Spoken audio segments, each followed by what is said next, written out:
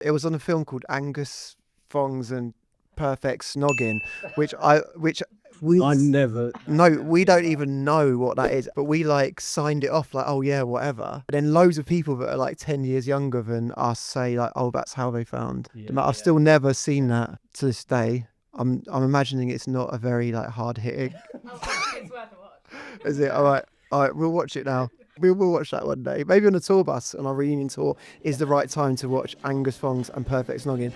Hello, I'm Felix White. And I'm Hugo White. And as you might have told from that, we are brothers and two of the Maccabees, and we're going to share with you the making of Toothpaste Kisses. So when the Maccabees first started, we played very, very, very quickly. It was almost like a race to the finish, and we'd all line up across the front of the stage, very high energy, and we'd made our record. At that time, there were a lot of like angular, if I want to say, guitar bands. We'd finished the record and Land had felt like there wasn't an end to kind of, because in those days, probably more than we do now, you think about the sequencing of the record and da-da-da-da-da. So I think Toothpaste Kisses was designed as a very last minute, like...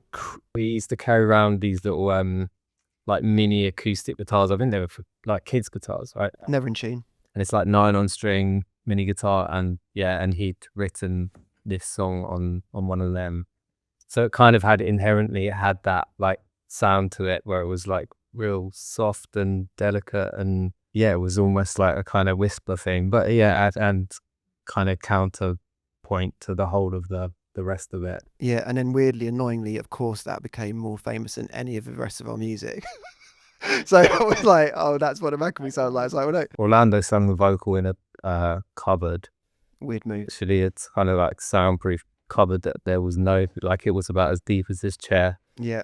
My guitar was recorded with like a little contact mic, you know, those things. So you sort of like, it's like a bit of blue tack. You kind of like blue tack this thing onto the guitar, and it. My guitar part was recorded through a little toy amp, which cost about £10. Those things, and you just put batteries in it. And I played that for the entirety of the Maccabees shows. It used to sit on top of my amp. And annoyingly too, that sounded better than my actual amp quite a lot of the time. And it cost like a tenner. Oh, I'll tell you another thing, the cool thing that happened. The sound at the start, when it sounds like people assume it to be a vinyl being crackled on, that's actually Hugo lighting a match, so... Striking a match. And the match burns through the whole intro, and then at the end of the intro, you hear it getting blown up. It's good, isn't it? Good.